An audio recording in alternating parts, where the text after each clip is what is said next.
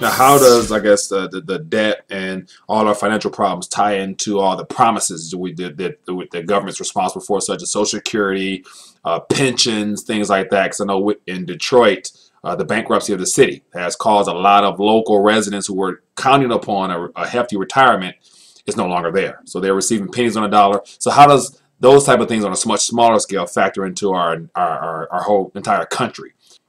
Well, I mean, Social Security is one of these things. Look, I am in the camp that believes that there are some things that our government spends on that we should, by all means, protect.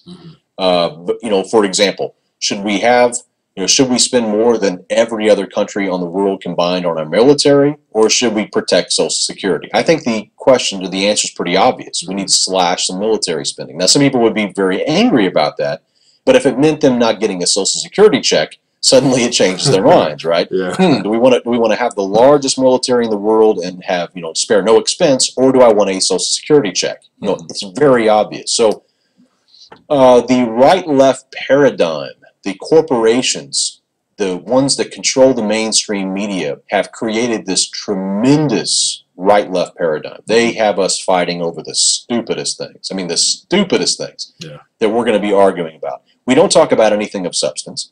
I don't know if you know this, Mike, but in 2012, whenever President Obama and then Republican candidate Mitt Romney were debating, the Federal Reserve, that word, the fact that they had printed, I don't know what, $9 trillion, I don't know how much they printed. They printed trillions and trillions of dollars. Kind of an issue, in America. Yeah.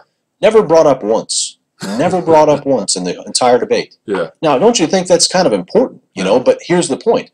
These mainstream media outlets completely avoid these real issues. They keep us focused on real narrow things like gay marriage. They keep us focused on real narrow things that are real divisive among people, and they keep us real divided. But in the meantime, our country is being completely bankrupted. So I am in the camp that believes that we can make some real good changes and begin slashing spending in a lot of different areas that we're overspending on, and save some of those things like the pensions and the Social Security. I want to see those things protected, not our military budgets. I want us to have a good military, but I think we're way overextended like the Roman Empire. Right. So there's a lot of things that we can do to protect ourselves at a federal level, but again, it's going to require the people not being filled up with propaganda and being divided by the right-left paradigm. All right. Now, you have a chapter in your book called the New American Slavery. How has our nation, I guess, monetarily or whatever, been enslaved? What was that chapter about? Well, today, people like you and me, we face, and we talked about this in the very beginning, about how the banks teach people how to spend their money. The banks are the financial educators today. And we teach something called the consumption trap, where basically people have been taught that they have to rely upon corporations for everything. In fact, the sign of success and wealth today in America is that you outsource everything. You don't do your nails, you don't mow your lawn, you don't take care of your kids. You outsource everything, and that, of course, is the sign of success. That enriches corporations. You don't make your own food. You don't grow your own food.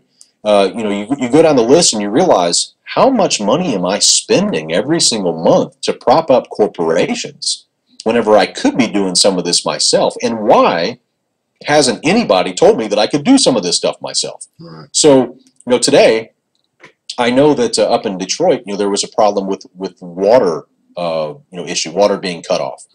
Here's my take on that, and this is directly to the consumption trap. What I think is sad is that, today we have one system for everybody. It's a corporate system. If you move into a house, guess who you have to call? The water company. Which water company? The only water company, right? You have to call the only electricity company, the only natural gas company, the only heating gas company. So you have to do all of this, and that, of course, enriches monopolies.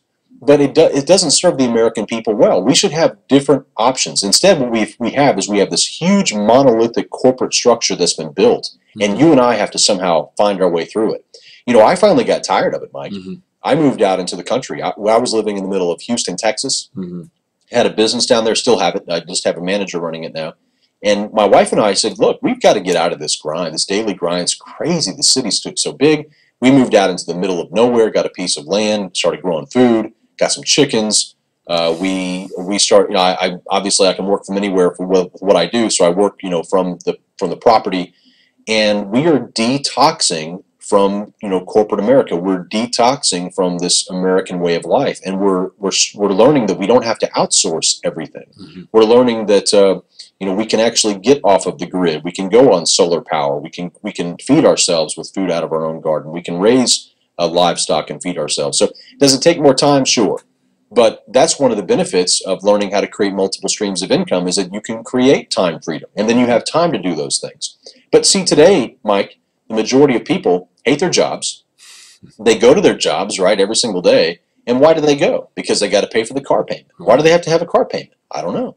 And then they also have to pay the rent. They got to pay the water bill. They got to pay the electric bill. They got to pay the phone bill. They got to pay the mobile phone bill. They got to pay the internet bill.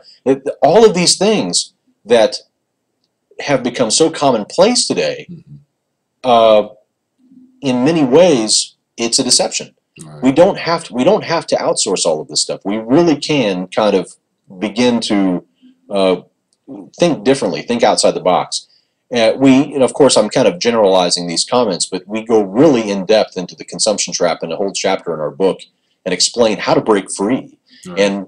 And just to sum that up in maybe 30 seconds is, how you break free is you begin to think like a producer. You stop thinking like a consumer.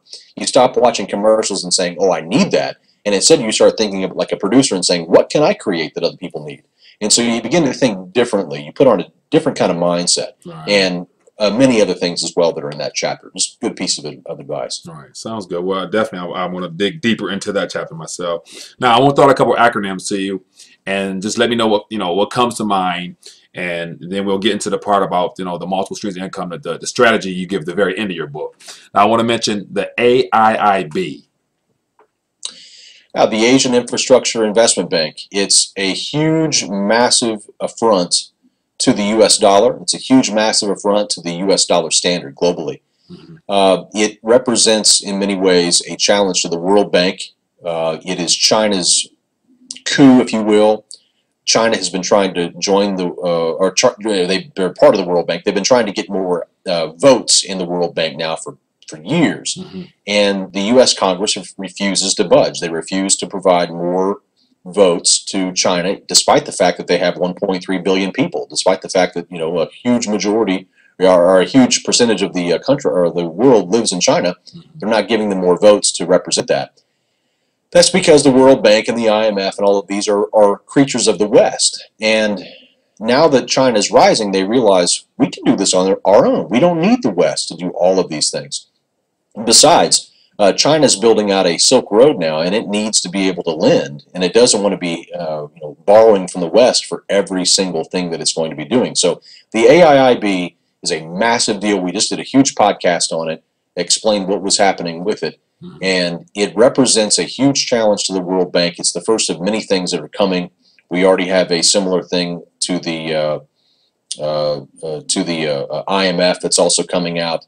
Another form of a credit rating agency that BRICS are coming up with, the Brazil, Russia, India, China, South Africa.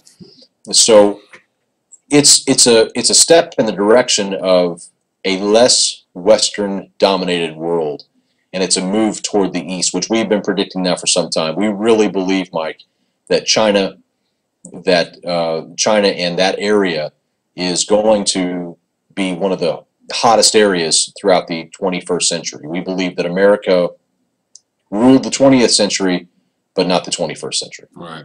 Now, TPP. TPP is a Trojan horse filled with a bonanza of corporate treats that allow corporations to take jobs away from America and send them overseas. Same thing that happened in NAFTA. Same thing that happened in Detroit. Mm-hmm. I mean, you guys are living proof of the fact that our trade deals are terrible, that they are absolutely horrific.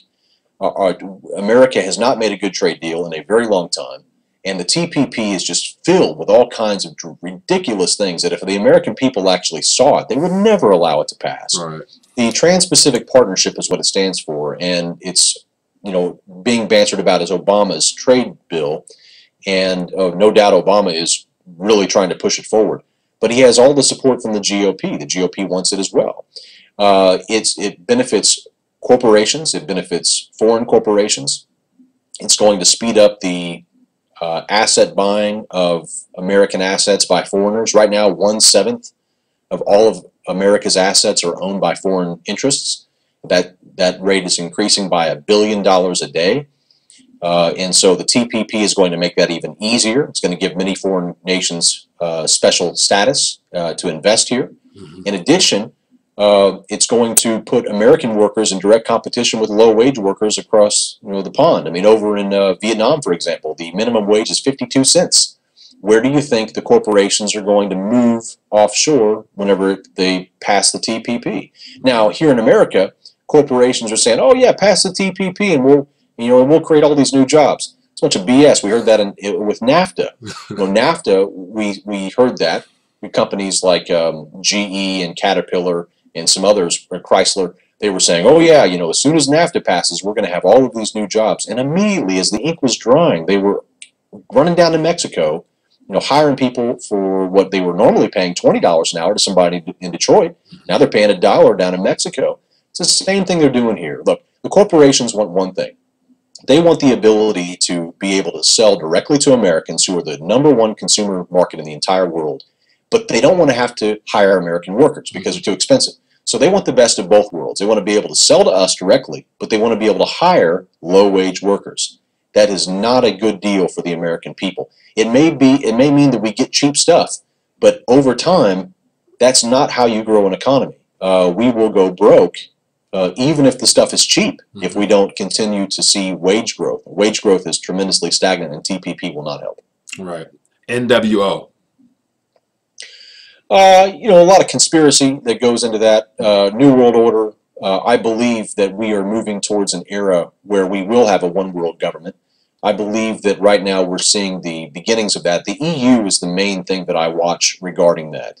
The EU was a template, decades in the making, and it's finally a dream. I mean, you go back throughout history and you see people like Napoleon, you see people like Charlemagne and others who were desperately seeking to unify, Europe, and now, of course, even Hitler in our own or previous generation.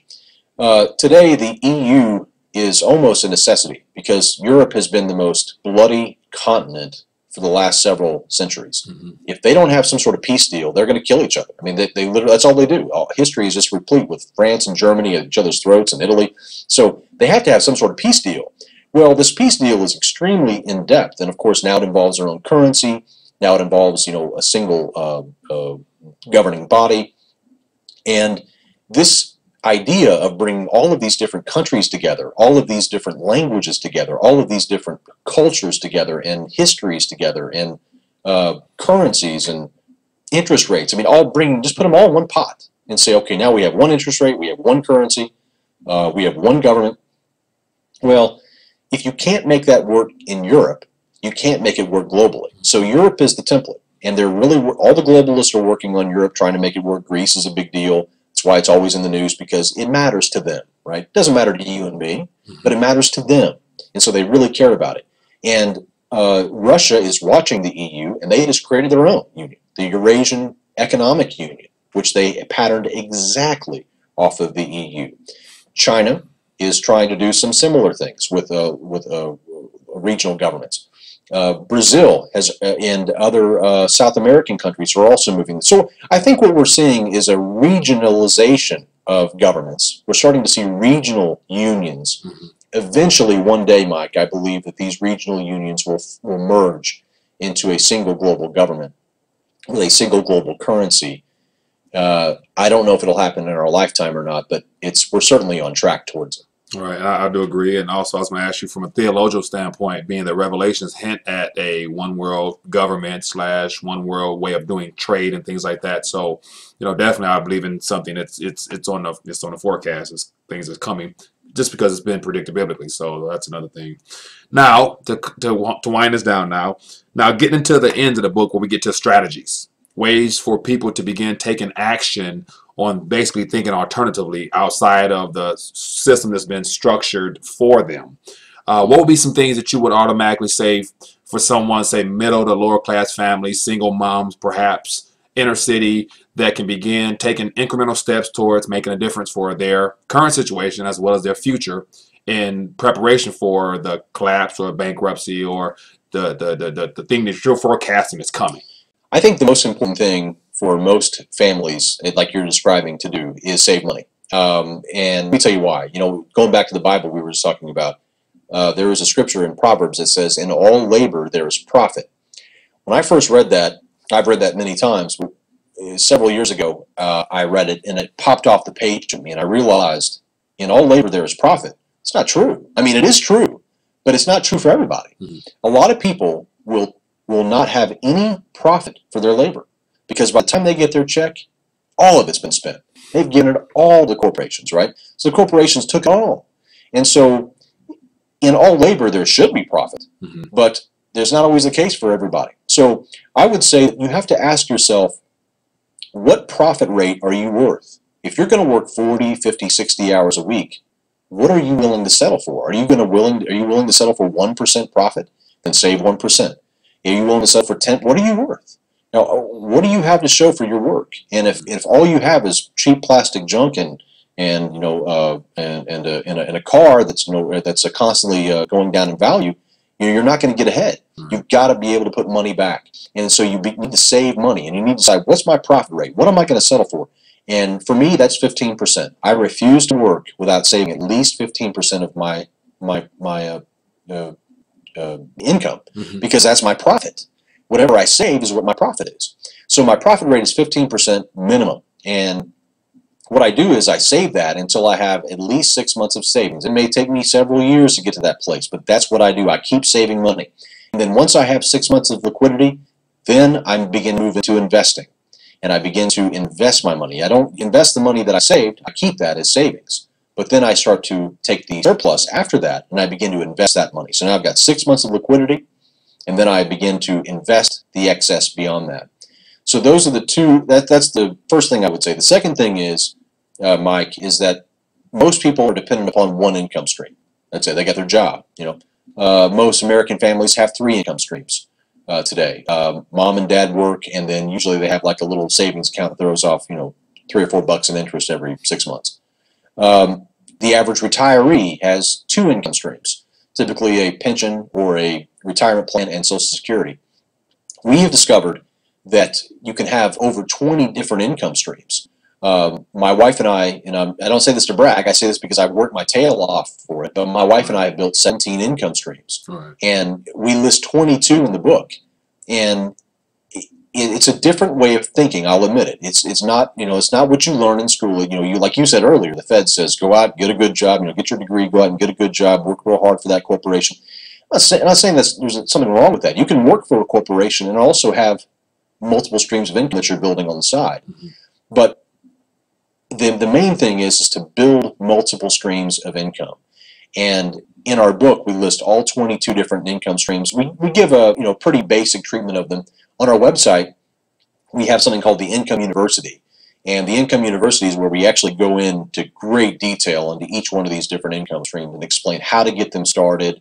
We provide videos, PDFs, special reports, articles, the whole 9 yards, and tell people, look, here's how you get this income stream started. So there's some income streams that you need money for, right? There's like you need to have money to go out and invest in real estate, for example, or you need money to go out and invest in the stock market.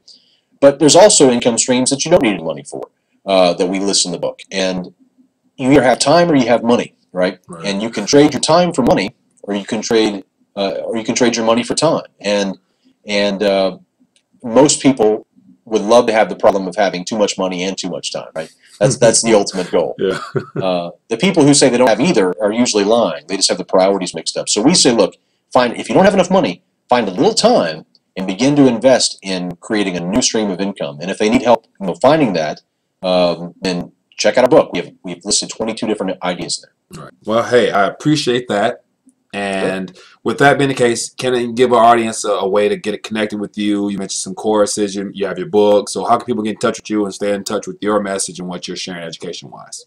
Sure. Yeah, as I mentioned at the outset, when I realized that I had to find out what was happening in the world and the economy, I realized that I needed to follow the money. Mm-hmm. And that's exactly what we named our company. It's called followthemoney.com.